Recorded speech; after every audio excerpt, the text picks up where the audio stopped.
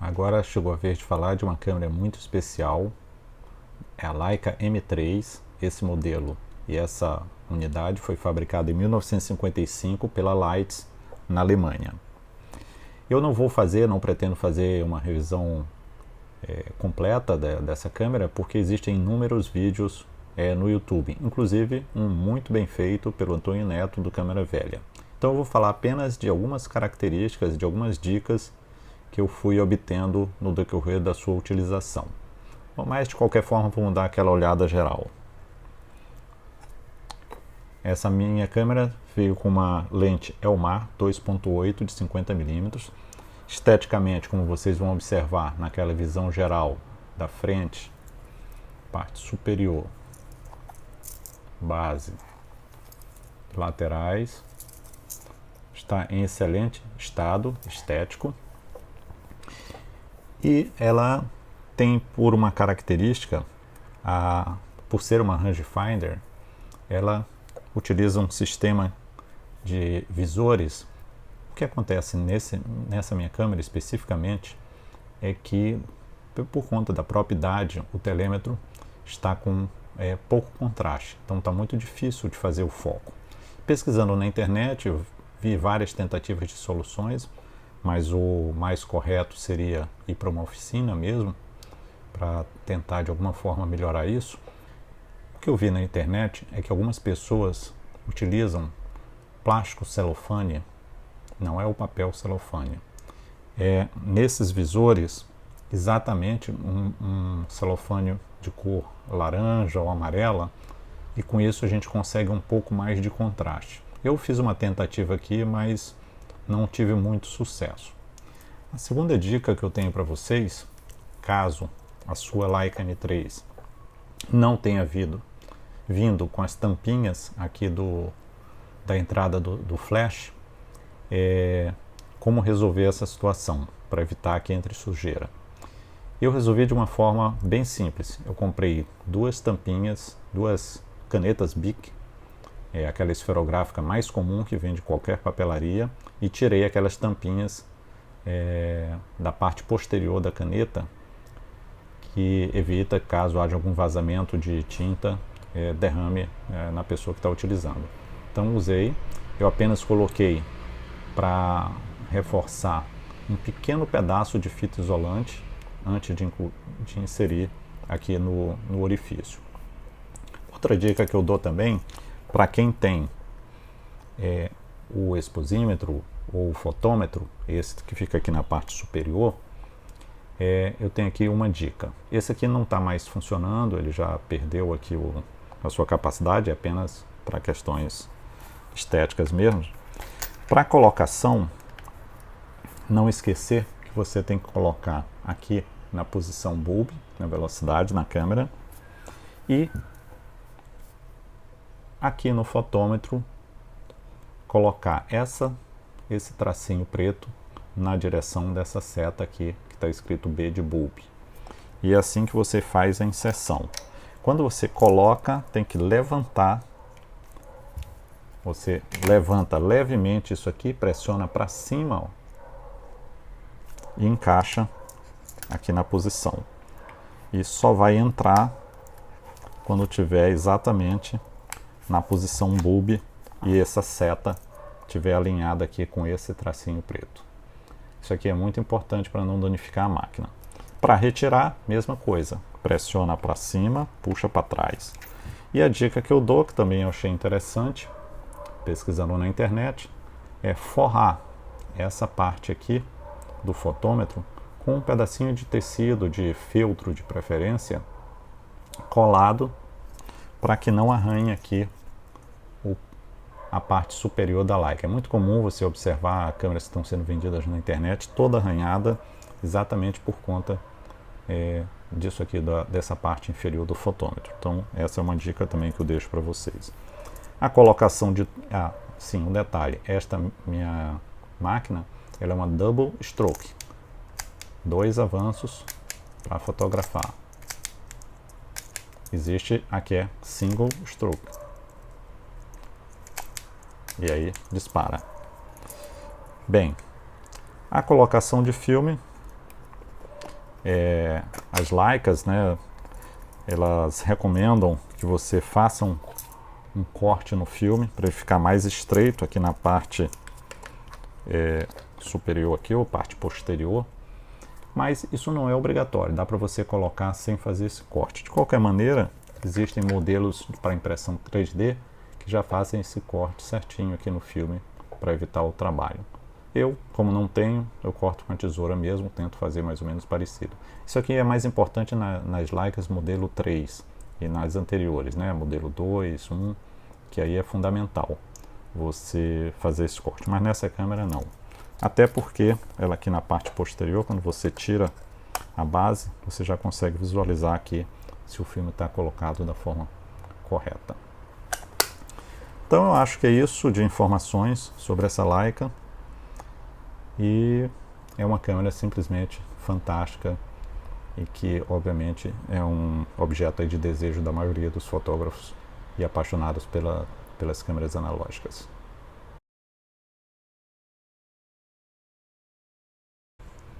Mais uma câmera alemã, fabricada em 1955 pela Carl Zeiss. Essa é a Werra 1. Werra é o nome de um pequeno rio na Alemanha. E essa câmera eu tive muita dificuldade de conseguir no estado que está. Tive várias oportunidades, porém nunca tinha conseguido uma que tivesse o mecanismo inteiro funcionando, como eu vou mostrar para vocês. Então vamos lá, aquela visão geral. Ela vem com essa tampa que também, como vocês vão ver, serve de aqui uma espécie de protetor de sol, né, da entrada de raios solares. E vamos dar aquela visão geral. Parte frontal, lateral, parte posterior, inferior, e na parte superior ela originalmente não possui sapata. Isso aqui, o antigo proprietário, infelizmente, colou uma sapata de flash aqui apenas para sustentação de um flash, até porque não tem nenhum de sincronismo. Originalmente ela apenas tem o botão para disparo. Bem, essa máquina ela vem com uma lente Tessar excelente, 2.8, 50 mm. O mais interessante nessa câmera, a meu ver, é exatamente a forma em que é feita, arma o obturador para disparo. Você pega essa parte aqui, que tem aqui o couro verde, e gira, dá um giro rápido para a esquerda e solta, e faz o disparo.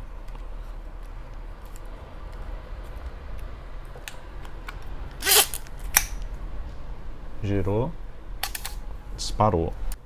Bem, aqui na parte frontal você faz o foco, ela é uma viewfinder.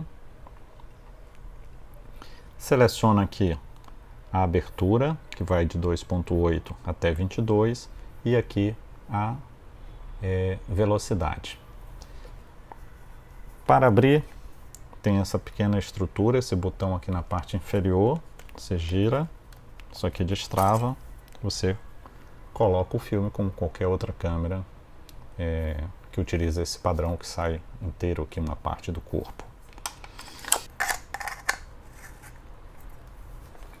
Coloca e fica acoplada aqui a parte anterior da lente, exatamente para evitar o flare. A câmera pode inclusive ser utilizada dessa forma, apenas sem aquela tampinha na parte inferior. Se você já tiver selecionado previamente aqui a velocidade, a abertura e o foco, basta. Então, uma câmera bacana, diferente, com um mecanismo diferenciado, com essa estrutura para colocação na lente, que também bem interessante. Então, por isso, ela é muito procurada e dificilmente tem um funcionamento perfeito quando você encontra.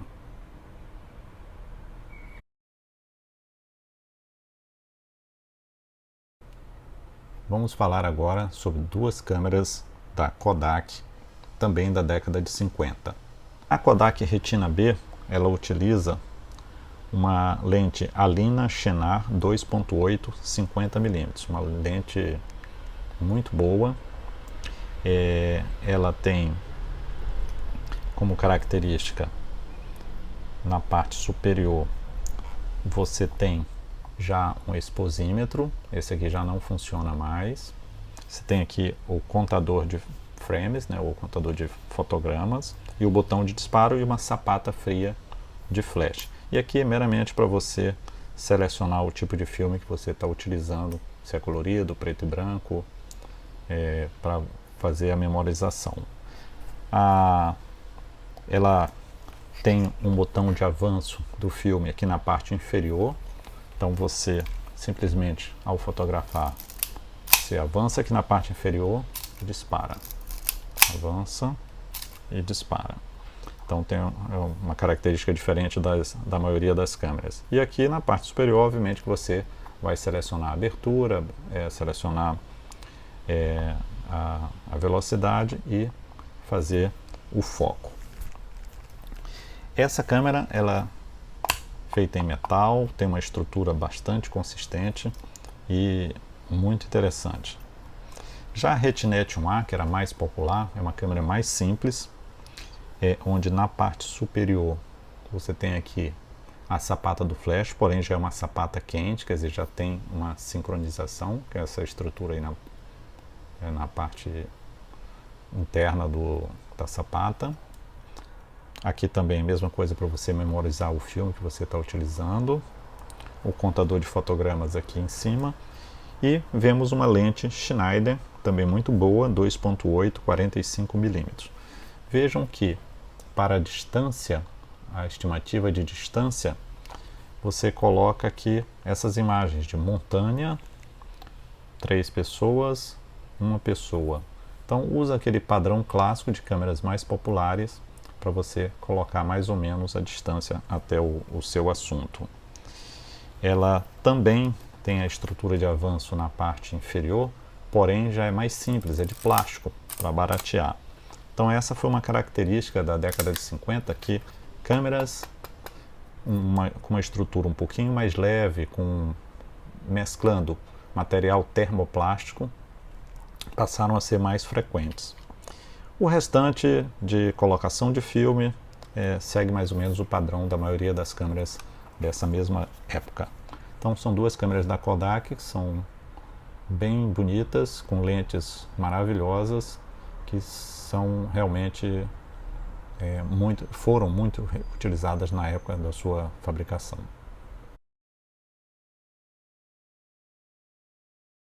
Não seria possível apresentar câmeras da década de 50 sem mostrar essas duas unidades fabricadas pela Rolei, que é a Rolleiflex 2.8E e a 3.5E. Essa da esquerda, fabricada em 1956, e essa em 1959. Da mesma forma que a Leica M3, são câmeras extremamente desejadas, clássicas, TLRs clássicas, e que nós não temos nenhuma intenção aqui, até porque precisaria de um vídeo exclusivo, mostrar uma revisão completa. Vamos só mostrar aqui algumas características, dar uma passada geral, especialmente nas principais diferenças entre elas. A primeira diferença entre esses dois modelos é que na 2.8, neste modelo aqui especificamente, possui já o fotômetro. Aqui no caso tem a célula de selênio, as células de selênio, captura aqui a luz e você regula aqui a sua fotometria de acordo com a velocidade regulada aqui nesse botão, que você observa aqui a numeração na parte superior, e aqui a abertura. Esse mesmo botão aqui que você verifica a fotometria é o que vai movimentar o tambor aqui das lentes para frente e para trás para o foco. Nessa câmera que não tem fotometria, esse botão apenas faz o foco, mas Esses dois outros são para as mesmas utilidades. No caso, velocidade, aqui abertura da lente. Na 2.8 é uma lente Xenotar e na 3.5 é uma lente planar, ambas de excelente qualidade. Como toda TLR, o visor na parte superior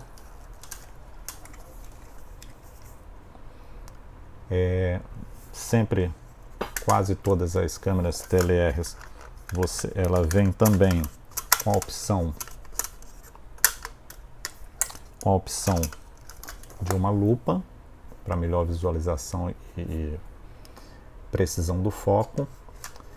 Mas o interessante nessas máquinas é que elas, pelo menos várias que eu comprei, esse material aqui que é utilizado, o despolido, ele de certa forma ele estraga, tem muito fungo e às vezes você não consegue recuperar. Mas ele é facilmente substituído nessas câmeras. Eu mesmo fiz a substituição dessas duas para ficar limpo. Eu mandei buscar pelo eBay 3 pecinhas dessas, elas vêm num pacote com 3 e você consegue substituir essa peça facilmente, tirando aqui essa parte superior, apenas soltando alguns parafusos e algumas presilhas. Então é muito fácil fazer esse serviço. A colocação de filmes segue aquele padrão das fabricantes. Você coloca aqui o carretel vazio na parte superior, aqui o cheio, e você simplesmente coloca, repassa aqui por dentro e joga até a posição número 1. Bem, essas câmeras Rolleiflex tem aquele sistema de manivela aqui lateral, aqui o contador de fotogramas. Você gira para frente, coloca aqui, inverte aqui no suporte e, no caso, faz o disparo. Então, girou, disparou.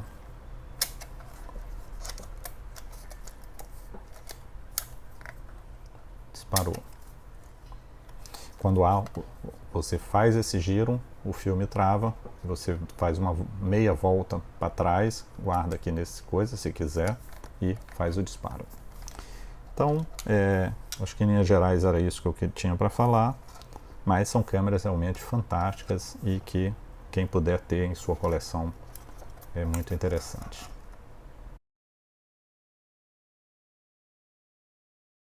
Finalizando a década de 50, temos uma câmera muito especial para mim, que é a Yashica C, fabricada em 1958 no Japão. Essa câmera pertenceu ao meu pai e há décadas que estava com a minha família, e assim que eu comecei essa coleção, o irmão guardava ela, me cedeu. Eu mandei fazer uma revisão completa e ela está em perfeito estado de funcionamento desde então. Então vamos falar sobre as principais características. Parte anterior, lateral,